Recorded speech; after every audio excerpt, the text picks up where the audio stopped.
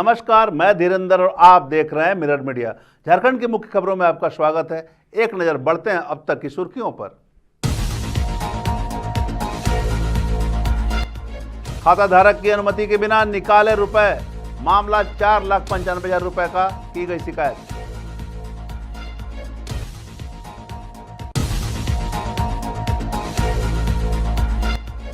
Sundaram steel company से sponge iron चोरी का खुलासा, 3 आरोपी हुए गिरफ्तार।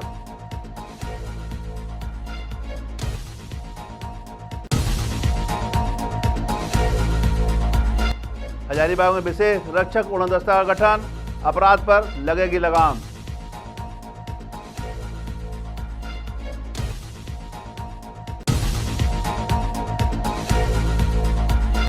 पुलिंग पॉइंट से मिला 100, पहचान करने में जुटी पुलिस।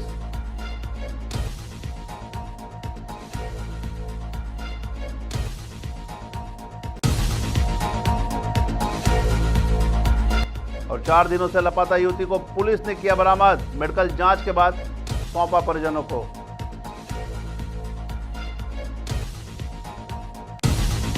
अब खबरें विस्तार से। धनबाद में पंजाब नेशनल बैंक की एक शाखा से 4,95,000 की निकासी करने का मामला सामने आया है। जानकारी के अनुसार पैसे की निकासी खाता धारक को बिना बताए की गई। राशि चेक के माध्यम से निकासी की गई है। वहीं इस बात की जानकारी होने पर खाता धारक ने संबंधित शाखा में शिकायत की है। बैंक मैनेजर रुपए लौटाने को लेकर समय भी मांगा था, लेकिन अब तक कोई कार्रवाई नहीं की गई। जबकि खाता धारक के बेटे उत्तम कुमार का कहना है कि ट्रांजैक्शन के पहले उनको कोई जानकारी नहीं दी गई थी।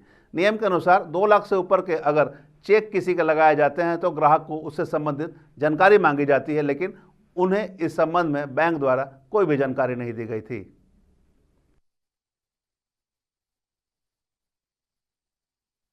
गुरुवार को 26 तारीख के दिन मेरे पापा के अकाउंट से 4,95,000 रुपया डेबिट कर दिया गया बैंक की ओर से। कोई अदर पर्सन हमारा चेक लगा करके उसमें अमाउंट भर के और वो पैसा निकाल लिया, और बैंक के द्वारा हमें इंफॉर्मेशन भी नहीं दिया गया कि 4,95,000 रुपया हम उसको दे रहे हैं। इसके लिए बैंक नहीं किया।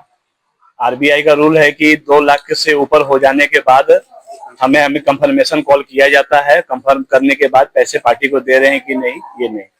हम लोग ने फिर शुक्रवार के दिन बैंक आए, बैंक में सारा चीज बात हुआ। अदर पार्टी को बुलाया गया, वो पार्टी बोला पैसा हम लेकर के आ रहे हैं, जमा कर दे रहे हैं। वो पार्टी फिर गया, 3 घंटा के बाद वो वापस घूम करके और भी कुछ लोग को लेकर के आया। उसके बाद आपस में लोग झगड़ा ये वो किया। बैंक वाले बोले कि हम अब आप लोग आपस में सुलट लीजिए। फिर हम गए बैंक मैनेजर के पास, उनसे पूछे कि आप क्या करना चाहते हैं। तो वो बोले कि आपका मंडे को आप आइए बैंक में और आपको हम मतलब कि पैसा को क्लियर करवाते हैं या बातचीत करके रखते हैं। आज हम बैंक में आए हैं तो वो मतलब कि किसी तरह से मतलब कि कुछ बोल नहीं रहे हैं। बोले कि आप अपना मेरे हाई अथॉरिटी में कंप्लेन कर दीजिए, जो होगा हम देख लेंगे। क्या लगता है कि इस मामले में कौन कौन संलिप्त है? इस मामले में बैंक के मतलब कि मैनेजर संजय सिन्हा वो शामिल हैं, क्योंकि एक अकाउंट मतलब कि बहुत दिनों से वो फ्रीज था, उसको आधे घंटे के अंदर खुलवाया गया है। खुलवाने के बाद उसमें मेरा पैसा डाला गया है और पैसा निकाल लिया गया है टोटल, और उसको क्लियर कर दिया गया मतलब कि अकाउंट को। क्या पहले से कितने दिनों से वो खाता फ्री था? वो खाता हमारे बैंक के द्वारा मालूम चला कि वो खाता कम से कम 1 साल पहले से मतलब कि खाता बंद था। जो पैसा डाला गया वो आपका पैसा या किसी और? वो मेरे पापा का पैसा है। वो कहाँ से काम करते हैं? क्या वो पैसा इनका रिटायरमेंट का पैसा है। बोकारो के बारेडी औद्योगिक क्षेत्र स्थित सुंदरम स्टील कंपनी से स्पंज आयरन की चोरी होने का मामला सामने आया है। कंपनी के मालिक अनुराग सिंघानिया ने 28 जून 2025 को बारेडी थाना में आवेदन दिया था। उसमें आरोप लगाया गया था कि कंपनी के ही कुछ स्टाफ लंबे समय से योजनाबद्ध तरीके से स्पंज आयरन की चोरी कर बाजार में बेच रहे हैं, जिससे कंपनी को भारी आर्थिक नुकसान भी हो रहे हैं। जांच के क्रम में पुलिस ने प्राथमिक अभियुक्त गोपाल भंडारी और मुकेश सरवानी को गिरफ्तार किया है। पूछताछ में दोनों ने अपने अपराध को स्वीकार करते हुए खुलासा किया कि चोरी की गई स्पंज आयरन को टुंडी धनबाद स्थित एक कबाड़ी दुकान में छिपा कर रखा गया है। वहीं पुलिस ने दोनों अभियुक्तों की निशानी पर कार्रवाई करते हुए टुंडी बाजार से चोरी की गई 13,730 किलोग्राम स्पंज आयरन पिलेट्स बरामद किया है। इसके साथ ही तीसरे आरोपी काशीनाथ रवानी उर्फ रोहित रवानी को भी टुंडी बाजार से गिरफ्तार किया गया है।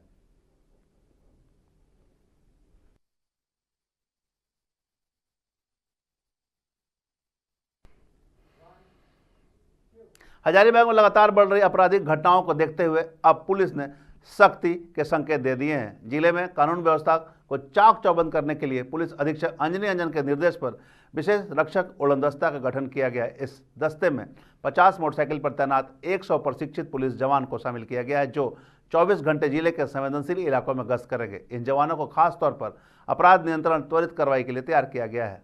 बता दें कि बीते कुछ हफ्तों में जिले में चोरी, लूटपाट, छिनतई, आगजनी और गोलीबारी की घटनाओं में अचानक उछाल देखा गया। आम जनता में असुरक्षा की भावना बढ़ी और व्यापारिक वर्ग खास तौर पर भयभीत नजर आया। आज जो सभी उड़नदस्ते को रवाना किया गया है, उसमें डीसी और एसएसपी ने संयुक्त रूप से हरी झंडी दिखाकर कार्यक्रम की शुरुआत की।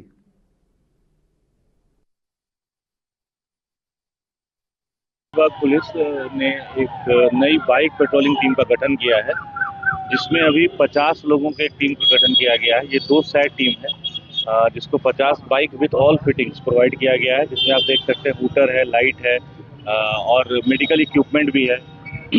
ये बाइक पेट्रोलिंग टीम जो है वो टोटल हम लोगों ने 160 जगह चिन्हित किया है पूरे हजारीबाग शहर में।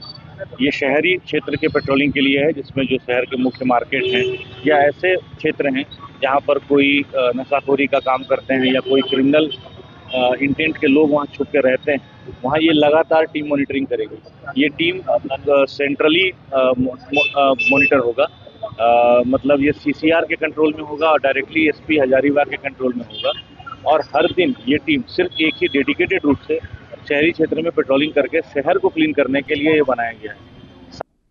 बोकारो के सेक्टर 9 हरला थाना क्षेत्र के कूलिंग पॉइंट नंबर 2 में सोमवार की दोपहर एक अज्ञात 100 को बरामद किया गया है। हरला थाना पुलिस ने 100 को अपने कब्जे में लेकर बोकारो जनरल अस्पताल भेज दिया। घटनास्थल पहुंचे हरला थाना इंस्पेक्टर अनिल कश्यप ने बताया कि मृतक के शरीर पर किसी प्रकार के चोट या जख्म के निशान नहीं मिले हैं, इसलिए यह हत्या प्रतीत नहीं हो रहा है। मौत का असली कारण क्या है, जांच के बाद ही बताया जा सकता है। उन्होंने बताया कि अभी तक मृतक की शिनाख्त नहीं हो पाई है। आसपास से ग्रामीणों से पूछताछ की जा रही है ताकि मृतक की पहचान की जा सके।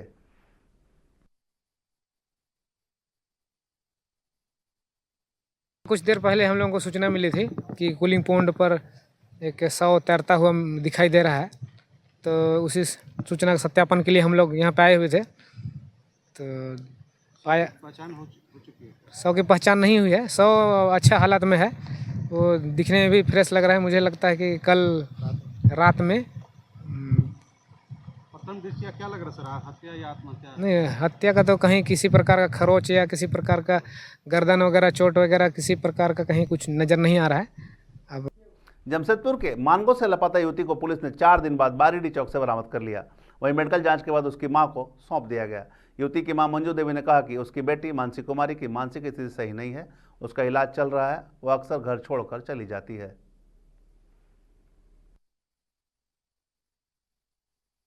सुबह में स्थानीय लोगों से दूरभाष की सूचना प्राप्त हुई थी कि एक लड़की पड़ी हुई है बारीडी में और अच्छी अवस्था में नहीं लग रही थी। तो लोगों के कहने पे हमने यहाँ पे पुलिस को भेजा था। भुवनी डैनियल सांगा गए थे। लड़की को फिर वहाँ से लेकर के मेडिकल भी कराया गया और बाद में इनको देखने से पूछताछ करने के बाद और मेडिकल के बाद ये ऐसा समझ में आया कि ये थोड़ा सा मेंटल सिकनेस है, इनको प्रॉब्लम है। और फिर अभी इनकी माँ आई हैं, कुछ दिन के बाद इनकी माँ आई तो इन्होंने भी बताया कि लड़की जो है मानसिक रूप से सीख है और प्रॉब्लम है कुछ, और अक्सर ये घर से भाग जाती है और ये भूली भटकी यहाँ पर पहुँच गई थी। अभी इनकी माँ आ गई है, इनकी माँ को हम लोग हैंड ओवर कर रहे हैं। कितने दिन? झारखंड प्रदेश कांग्रेस कमेटी के महासचिव तनवीर आलम पाकुड़ कांग्रेस भवन में आयोजित जन सुनवाई कार्यक्रम में शामिल हुए। वहां उन्होंने आम लोगों की समस्याओं को सुना। इस दौरान उन्होंने कई समस्याओं का मौके पर ही संबंधित अधिकारियों से बात कर समाधान सुनिश्चित कराया। वहीं तनवीर आलम ने दिसोम गुरु शिबू सोरेन की तबीयत बिगड़ने पर गहरी चिंता और संवेदना व्यक्त की और जल्द स्वस्थ होने की कामना की।